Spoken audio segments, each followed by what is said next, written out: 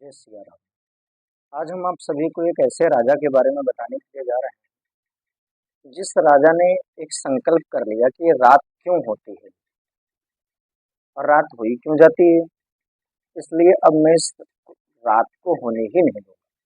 जानते हो वो कौन राजा थे? उन राजा का नाम है राजा प्रियव्रत।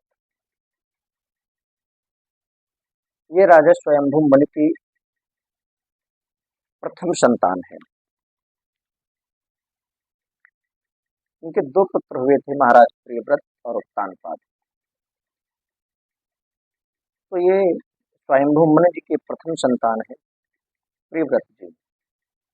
एक दिन बैठे हुए थे और बैठे बैठे अचानक उनको पता नहीं मन में क्या सूझा, क्या विचार आया और कहने लगे कि ये रात क्यों होती है, और ये रात अगर होती है तो मैं इसे होने नहीं दूंगा, ठीक नहीं है। ऐसा विचार करके महाराज प्रियव्रत ने एक रथ का निर्माण किया। रथेन ज्योतिर्मयी रजनीमपि दिनं करिष्यामि। रथेन ज्योतिर्मयेन रजनीमपि दिनं करिष्यामि। इन्होंने एक ज्योतिर्मय रथ का निर्माण किया और ऐसा रथ बनाया, उस रथ के ऊपर बैठ करके पृथ्वी की उन्होंने 7 प्रदक्षिणा लगाई। 7 दिनों तक रात्रि होने ही नहीं। 7 दिनों तक रात्रि में भी ब्रह्मा जी घबराने लगे, क्योंकि ब्रह्मा जी की बनाई हुई सृष्टि है। एक दिन रात्रि न हो तो क्या हो गए, और 7 दिनों तक महाराज प्रियव्रत ने रात्रि नहीं होने दी। अपना रथ लेकर के, ज्योतिर्मय रथ को लेकर पृथ्वी की प्रदक्षिणा कर रहे हैं।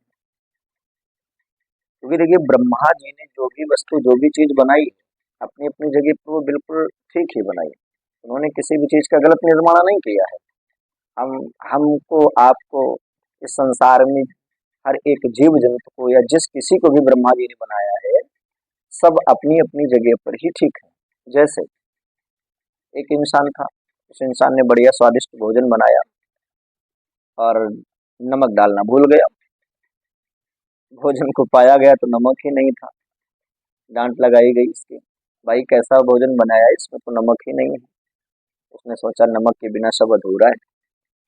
उसने नमक लिया और लेकर के अगली बार नमक याद रहा, जैसे भोजन को तैयार किया तो उसने बढ़िया 2 चम्मच नमक डाल दिया। नमक खाया गया तो मात्रा से अधिक हो गया नमक।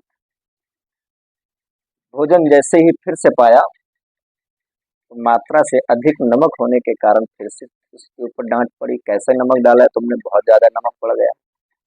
अच्छा, एक दिन वो खीर पका रहा था और धीरे से नमक उठाया, चीनी की जगह नमक पड़ गया खीर में। खीर खाई गई, सारी खीर खराब हो गई। अंततोगत्वा निर्णय यह आता है कि जो भोजन पका रहा था उसने सोचा ये नमक बहुत खराब चीज है और उठा करके नमक को फेंक दिया।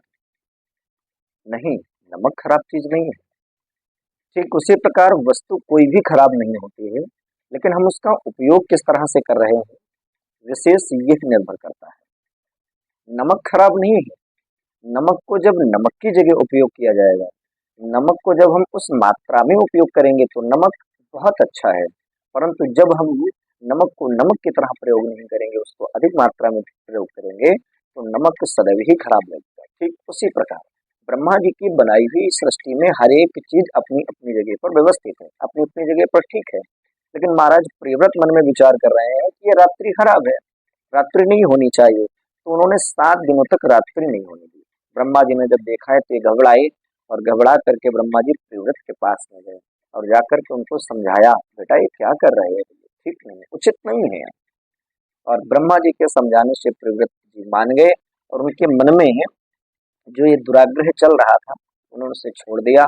और छोड़ने के बाद में अपने स्वच्छ निर्मल मन से जो उन्होंने 7 बार प्रदक्षिणा करी थी, तो उन्होंने 7 द्वीप और 7 सागरों की संरचना करी। महाराज प्रियव्रत के द्वारा 7 द्वीप और 7 सागरों की संरचना हुई और उन्होंने एक एक द्वीप का अधिपति अपने पुत्रों को बनाया। जिसमें सबसे पहला द्वीप जम्बू द्वीप था, जिसके अधिपति महाराज आग्नेय बने और आग्नेय के भी 9 बेटे हुए। जिन्होंने पूर्वाचित अप्सरा से विवाह किया और उन्होंने जम्बू द्वीप में 9 खंड करके अपने 9 पुत्रों में बंटवारा कर दिया। सबसे पहला खंड है अजनाब खंड, जिसके अधिपति महाराज नाभि बने और उन्होंने मेरु देवी से विवाह करके उनसे कोई संतान नहीं हुई तो उन्होंने पुत्रेष्ठ यज्ञ किया और पुत्रेष्ठ यज्ञ करने के बाद में भगवान से आग्रह किया। भगवान प्रकट हुए। भगवान से भगवान ने कहा बोलो क्या मांगना चाहते हो, क्या चाहते हो। तो बड़ा प्रसन्न होकर के गदगद होकर के कुछ मांग नहीं पाए।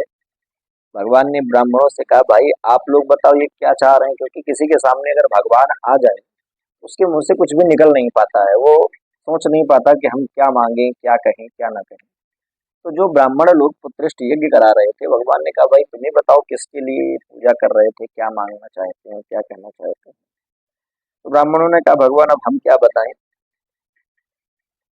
ये आप जैसे संतान मांग रहे हैं पर कहने की हिम्मत नहीं पड़ रही है। भगवान हंसकर के बोले हो अब ब्राह्मणों ने यज्ञ किया है और ब्राह्मणों ने निवेदन किया है, तो ब्राह्मणों का वचन निभाने के लिए मैं स्वयं बेटा बनने के लिए तैयार हूँ। मैं इनका बेटा बन करके आऊंगा। तो महाराज नाभि के पुत्र भगवान स्वयं ऋषभ देव के रूप में प्रकट हुए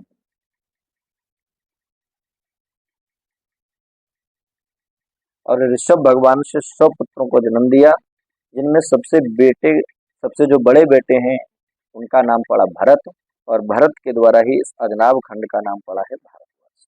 यह है महाराज प्रेवत के चरित्र की गाथा। जय श्री कृष्ण। जय श्री